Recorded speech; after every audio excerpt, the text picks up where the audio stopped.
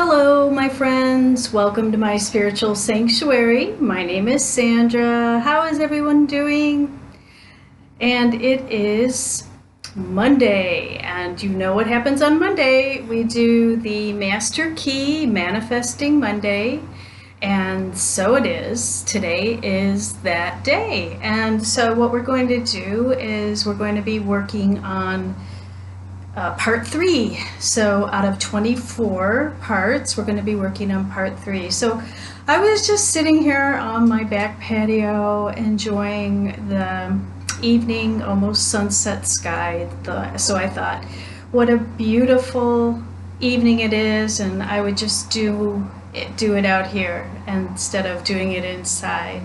So I hope you enjoy it. You see we have a new little palm tree in the back that they just planted about a week ago, so that's awesome.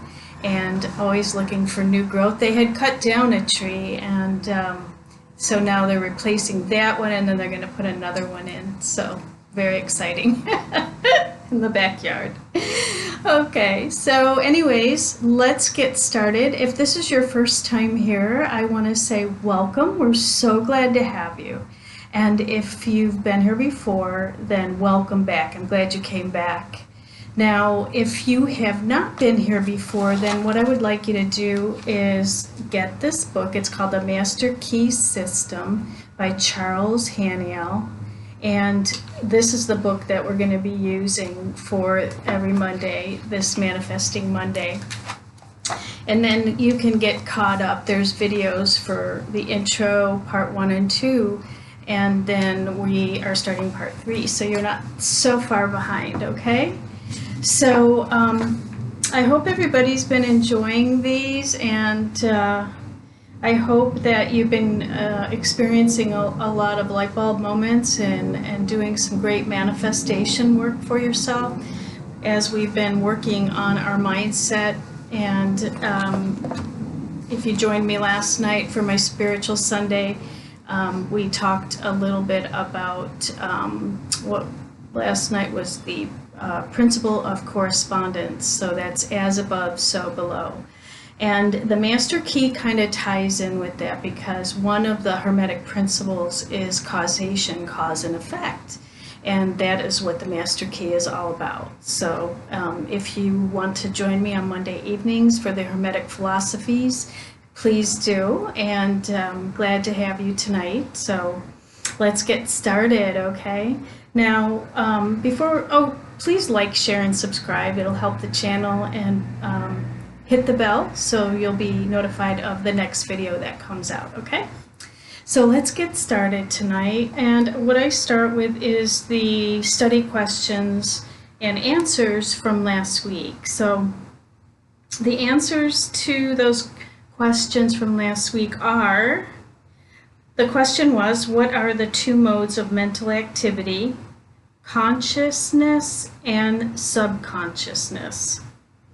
Upon what do ease and perfection depend?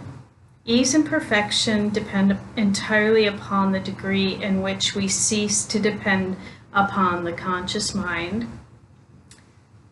The next question, what is the value of the subconscious?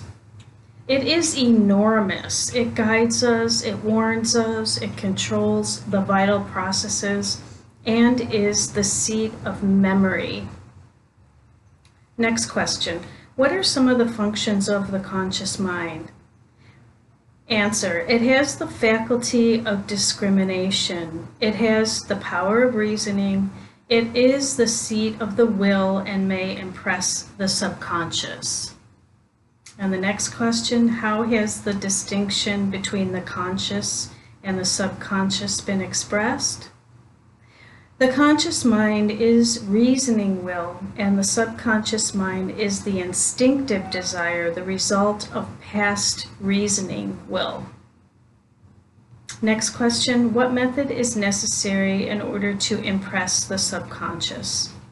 Answer, mentally state what is wanted. What will be the result? If the desire is in harmony with the forward movement of the great whole, forces will be set in motion which will bring about the desired result. Question: what is the result of the operation of this law? Answer: our environment reflects conditions corresponding to the predominant mental attitude which we entertain. Question: what names has been given to this law? The law of attraction. And the last question: how is the law stated? Thought is a creative energy and will automatically correlate with its subject and bring it into manifestation. Okay, so there you have it. Those are the answers to the questions. If you have the book, the answers are in there, okay? Let's get on to part 3, all right?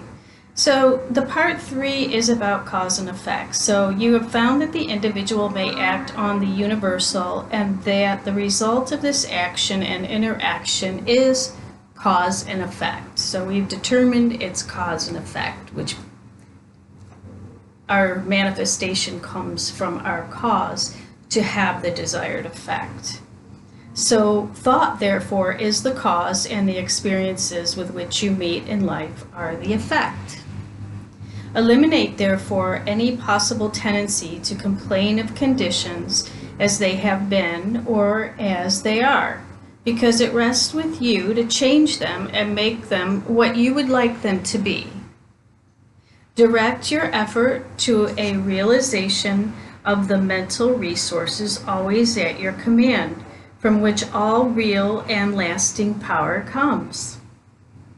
Persist in this practice until you come to a realization of the fact that there can be no failure in the accomplishment of any proper object in life, if you but understand your power and you persist in your object, because the mind forces are ever ready to lend themselves to a purposeful will in the effort to crystallize thought and desire into actions, events, and conditions. So everything comes from thought, as we've been talking about. Whereas in the beginning of each function of life and each action is the result of conscious thought, the habitual actions become automatic, and the thought that controls them passes into the realm of the subconscious. Yet it is just as intelligent as before. It is necessary that it become automatic or subconscious. So the more thought you do on a repetitious basis gets into the subconscious, and then therefore you automatically do it from the conscious mind. So in order that the self-conscious mind may attend to other things, right? So then it becomes conscious. The new actions will, however, in their turn become habitual, then automatic, then subconscious, in order that the mind again be freed from this detail and advance to still other activities. So when you realize this, you will have found a source of power which will enable you to take care of any situation in life which may develop. So what it is saying is that that's why affirmations work so well, is because we say them over and over and over again in our mind, and then they are drilled into our subconscious mind, and anything we do habitually gets into our subconscious, where we automatically start doing these things. We automatically start behaving in those patterns without even realizing it, like driving a car and then you don't know how you got from point A to point B, because you're so used to just getting in the car and driving somewhere, and you actually blank out at times. So same thing with anything you want to accomplish in life. You have the thought, say affirmations or meditate on the situation, and in a positive mindset, which is using positive affirmations and stating everything in the positive present tense, like it's already happening, will get into the subconscious mind, and then it automatically starts showing up as the law of attraction, which was part 2 that we went over last week. So let's talk a little bit more about each principle. Now, on part 3, there is 33 of them. So we'll go through each one, and then you'll have them on the video so you can listen to them over and over again this week until they're fired in your subconscious mind, and then automatically your conscious mind just starts reacting and attracting those things in that you want. Okay, so number 1, the necessary interaction of the conscious and subconscious mind requires a similar interaction between the corresponding systems of nerves. So on a physiological sense, it's happening to us on our body, physical body level.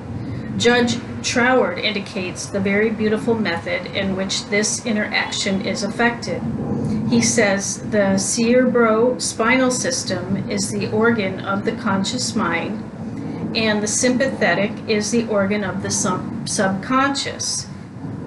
The cerebrospinal is the channel through which we receive conscious perception from our physical senses and exercise control over the movements of the body.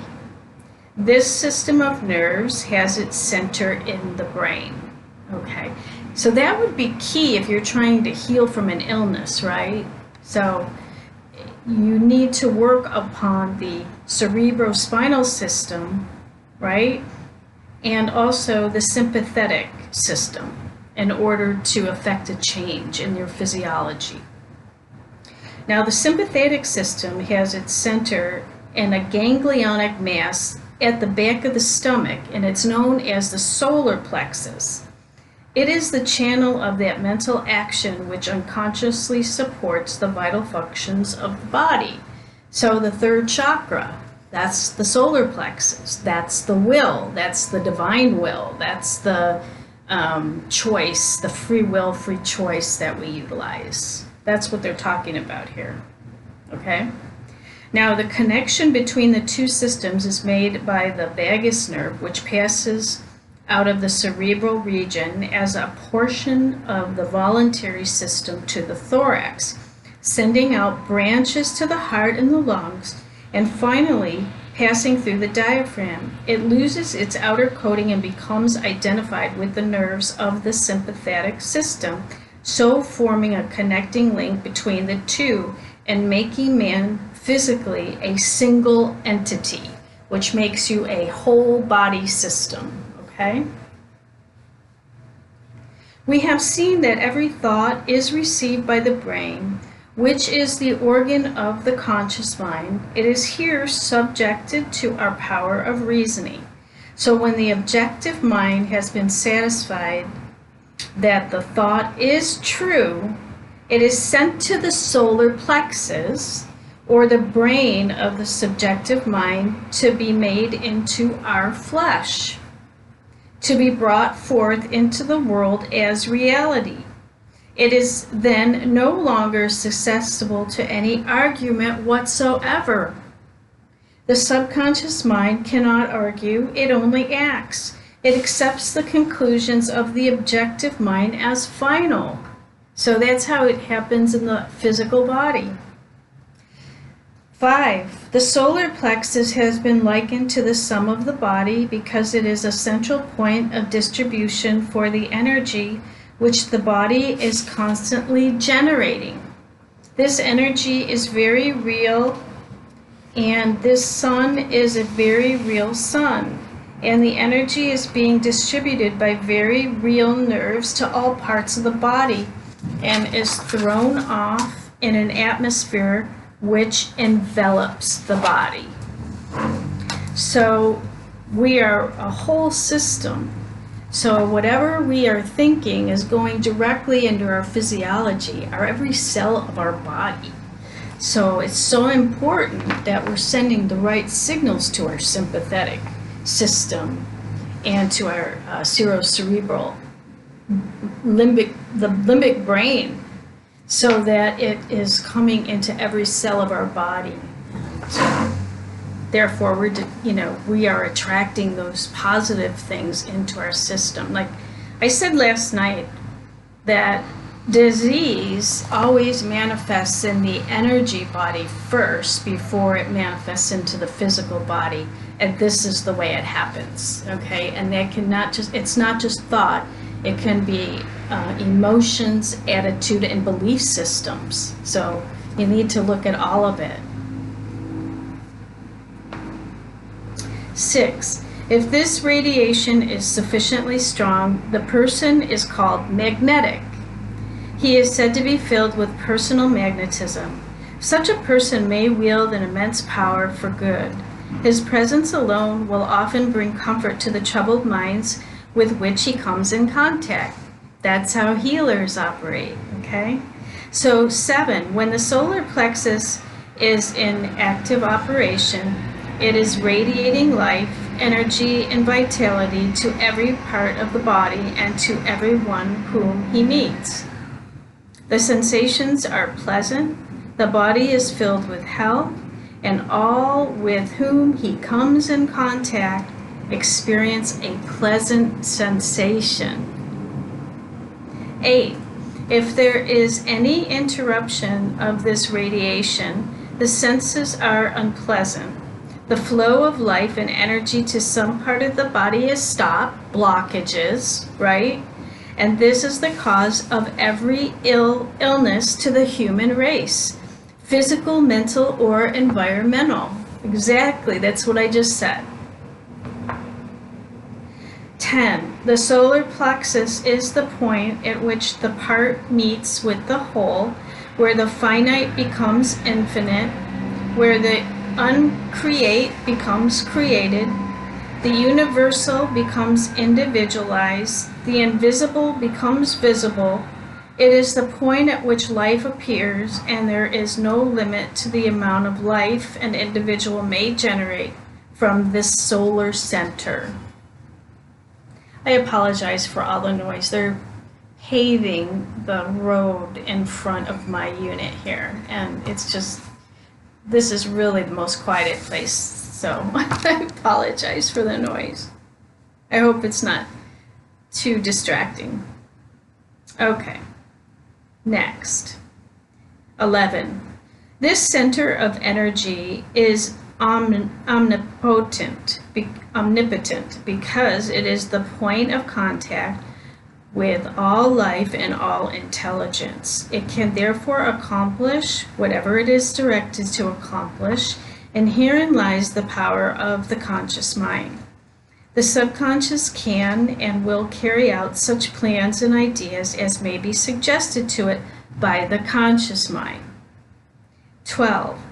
Conscious thought, then, is a master of this sun center, from which the life and energy of the entire body flows, and the quality of the thought which we entertain determines the quality of the thought which the sun will radiate, and the character of the thought which our conscious mind entertains will determine the character of the thought which the sun will radiate. And the nature of the thought which our conscious mind entertains will determine the nature of thought which this sun will radiate, and consequently will determine the nature of the experience which will result. So you can see the connection between all of it. 13. It is evident, therefore, that all we have to do is let our light shine. Simple. The more energy we can radiate, the more rapidly we be enabled to transmute undesirable conditions into sources of pleasure and profit. The important question then is how to let this light shine, how to generate the energy. 14. Non-resistant thought expands the solar plexus. Resistant thought contracts it. Pleasant thought expands it. Unpleasant thought contracts it. Thoughts of courage, power, confidence, and hope all produce a corresponding state.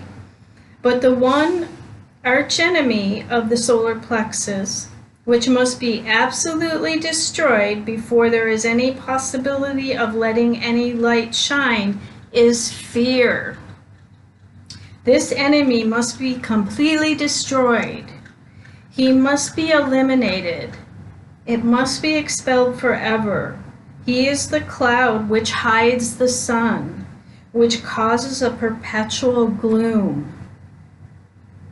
15. It is this personal devil which makes men fear the past, the present, and the future, fear themselves, their friends, and their enemies, fear everything and everybody.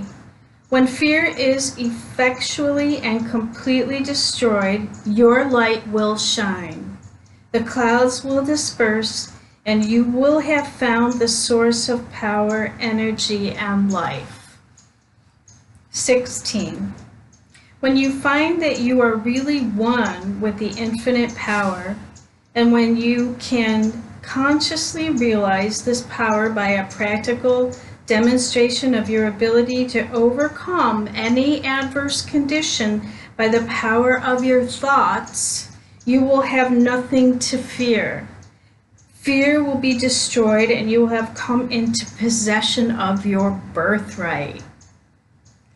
17. It is our attitude of mind towards life which determines the experiences with which we are to meet. If we expect nothing, we shall have nothing. If we demand much, we shall receive the greater portion. The world is harsh only as we fail to assert ourselves. The criticism of the world is bitter only to those who cannot compel room for their ideas. It is fear of this criticism that causes many ideas to fail to see the light of the day. 18. But the man who knows that he has a solar plexus will not fear criticism or anything else. He will be too busy radiating courage, confidence, and power. He will anticipate success by his mental attitude.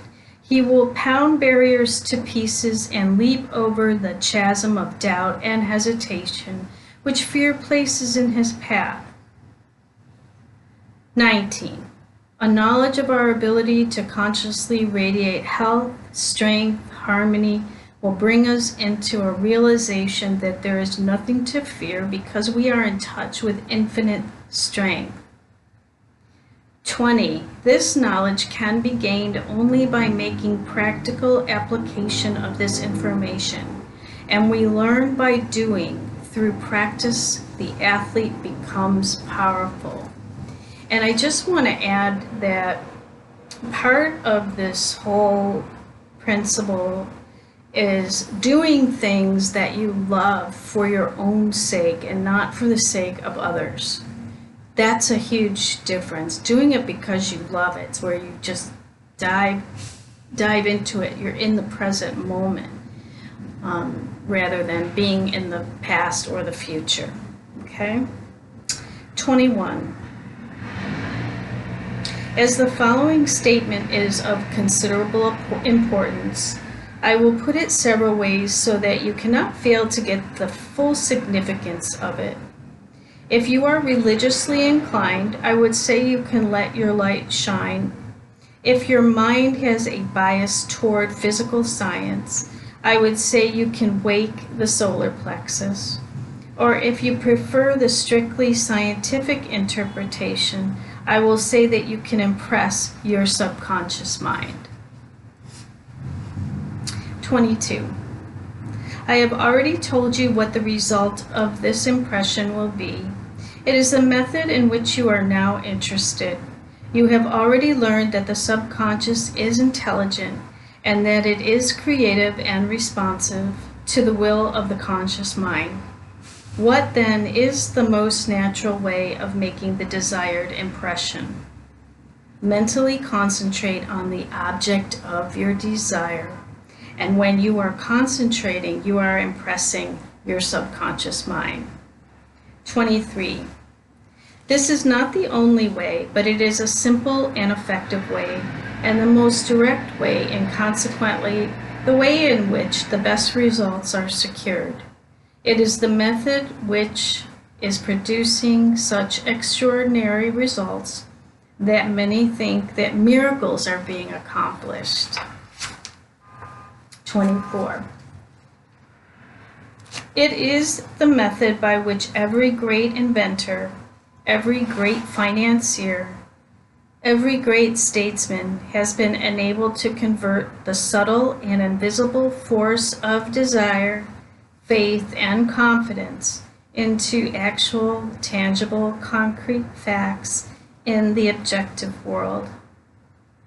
25. Oh, my spirit guides are with me. I can feel them on the back of my head. Okay, they say I'm doing good. Okay. The subconscious mind is a part of the universal mind. The universal is the creative principle of the universe. A part must be the same in kind and quality as the whole, and this means that this creative power is absolutely unlimited, and it is not bound by precedent of any kind, and consequently has no prior existing pattern by which to apply its constructive principle. 26.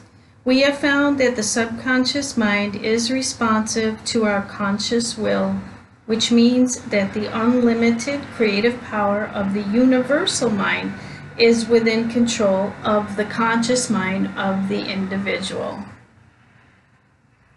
27.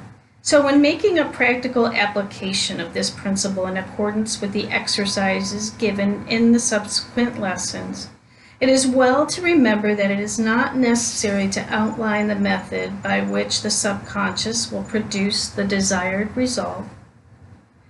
The finite cannot inform the infinite. You are simply to say what you desire, not how you are going to obtain it. You do not have to know the how. You just need to know what. 28. You are the channel by which the undifferentiated is being differentiated, and this differentiation is being accomplished by appropriation. It only requires recognition to set causes in motion, which will bring about results in accordance with your desire. And this is accomplished because the universal can act only through the individual, and the individual can act only through the universal. They are one. The universal can be equivalent to God, the divine, or whoever you pray to. If you're not religious or you don't believe in God, then it's the universal energy, okay? It's still the same. That's where it comes from. 29. Now, for your exercise this week, I will ask you to go one step further. I want you to not only be perfectly still and inhibit all thought as far as possible, but relax, let go, let the muscles take their normal condition, and this will remove all pressure from the nerves and eliminate that tension which so frequently produces physical exhaustion, resistance, right? 30. Physical relaxation is a voluntary exercise of the will, and the exercise will be found to be of great value as it enables the blood to circulate freely to and from the brain and body. So relaxation is so important. You cannot keep going. You need to take time to rest as well and meditation. Okay, 31. Tensions lead to mental unrest and abnormal mental activity of the mind. It produces worry, care, and the fear and anxiety. Relaxation is therefore an absolute necessity in order to allow the mental faculties to exercise the greatest freedom. 32. Make this exercise as thorough and complete as possible, Mentally determine that you will relax every muscle and nerve until you feel quiet and restful and at peace with yourself and the world. 33. The solar plexus will then be ready to function and you will be surprised at the result. So, sounds a lot like meditation to me, but even so, just relaxing in the pleasure of doing something you enjoy so that every part of your body relaxes, right? So, you know, a lot of times when we take vacations or we go to pleasant little day trips and things like that, it's oftentimes we get the best inspirations, right? Because we are totally at rest and relaxation. So it's so important. So now we are done with the principles. Now you'll want to go over those this week, okay, until you really get them in every part of your psyche, your mind, body, and spirit, okay? Now here are the study questions, and then I'll give you the answers next week. 21, or question 1. What system of nerves is the organ of the conscious mind? 2. What system of nerves is the organ of the subconscious mind? 3. What is the central point of distribution for energy which the body is constantly generating? 4. How may this distribution be interrupted? 5. What is the result of such interruption? 6. How may this energy be controlled and directed? 7. How may fear be completely eliminated? 8. What determines the experiences with which we meet in life? 9. How may we awake the solar plexus, third chakra? And then 10. What is the creative principle of the universe? There we have it, my friends. That is part 3. And that's a good one. That's a really, really key element for us this week, okay? So I'm doing it right along with you. We do have 24 weeks, so you can imagine, you know, how it will build on each principle, each part. And I think it's a great tool. It's something that is definitely needed in our world today so that we can thrive and be the best that we can be the best selves, okay? So I hope you enjoyed that. We're at 33 minutes right now, so I'm gonna let you go for the evening. And I'm sorry about all the noise. I mean, you know, it's like 5:30 at night and they're still doing all this work, but I wanted to get this out to you guys today in a timely manner, so I apologize.